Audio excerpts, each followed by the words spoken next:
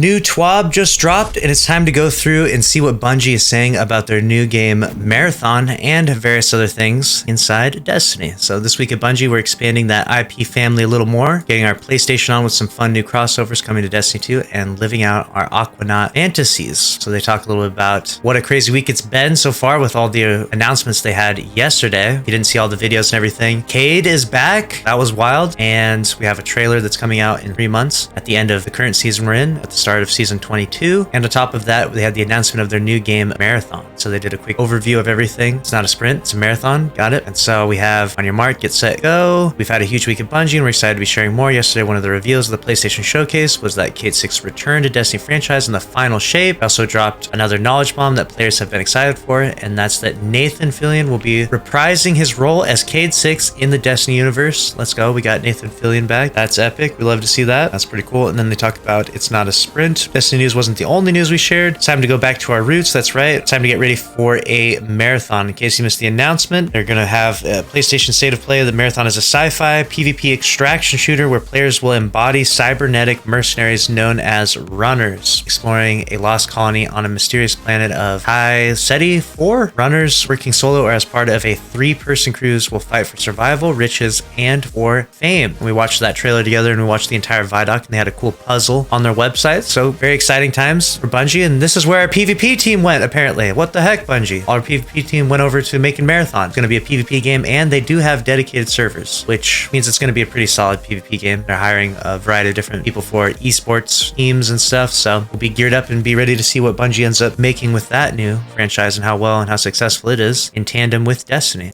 But keep in mind, that doesn't mean that it's the end of Destiny. Just because we have the final shape coming up does not mean that after the final shape they're working on Marathon. They actually bought a studio twice the size, and they have Destiny on one side and they have Marathon on the other side, and maybe even working on other IPs. We don't know. That's where we're at right now. And so then they talk about PlayStation and Destiny 2 collide and the epic armor sets that have come with that right now. We've got Kratos from God of War, and then we've got all the other ones as well, and the Last of Us Ghost we've already mentioned and covered. This Last of Us Sparrow looks pretty cool. Got the cordyceps on it, Ghost chip as well. We've got a Ratchet and Clank emote, which is also pretty cool. Bit of a throwback there. Haven't seen that game in a while. And then they're doing a cosplay challenge. So if you want to use some of the new armor sets, you can enter in cosplay challenge. All you have to do is tag hashtag Destiny 2 cosplay on Twitter. Dress yourself up. Destiny is the real end game content. And then we have So Long Guardian games. Titans win, and we did it for Lance, and we raised over 150 or almost $150,000 for Direct Relief and the International Rescue Committee. So that is pretty epic. Happy to hear that. And then they talk about Sloan returning, and they have the trailer that went along with that. We've already covered all of this stuff for. And then we have Save the Dave and dive deep into what's happening in season 1. And we have new dungeon hype, new dungeon hype, new dungeon hype. It comes out this Friday along with Trials of Osiris at the same time, which some people have given some criticism for that one because, now you have to decide whether or not you want to play PvP or want to play PvE, but most of you will probably play the new dungeon, which means Trials is going to be kind of dead on its launch this week. And we have the first Iron Banner season will start next week. Grandmasters is coming early on June 13th, and then we have Solstice on July 18th. So we've got the calendar set up for us there, so mark the date on all those things. And then we have Guardian Ranks reminder that each season you're going to start off at rank 5, but you will have a marker that shows what you achieved last season, and they're going to be taking in the feedback and changing things in the future. Just keep that in mind. Don't let those aquatic not dreams be dreams. We've got the new title, the Aquanaut. You're out there chasing for that, and then they also have this little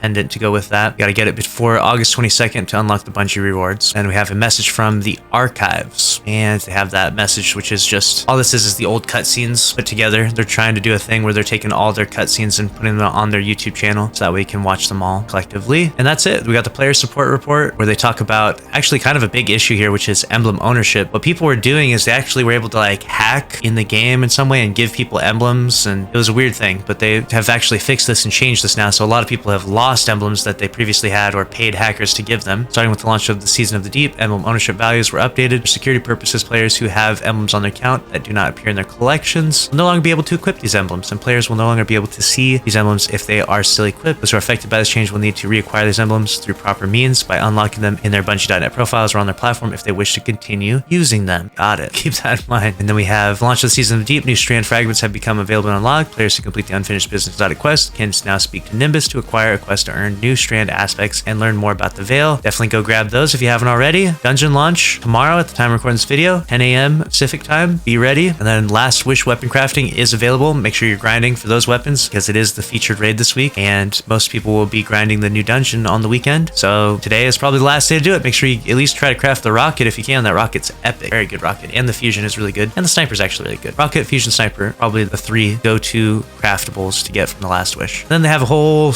list and whole slew of known issues. Tons of bugs, of course, at the start of everything. Make sure you see yours in here. If you don't, then try to post your issues that you're having in game on the help forum so that way they can get resolved as quickly as possible. And that's a wrap for this week. Let me know your thoughts about this week's TWAB. Make sure to subscribe if you want to stay up to date on all the news in Destiny 2. Smash the like button. See you in the next one. Later.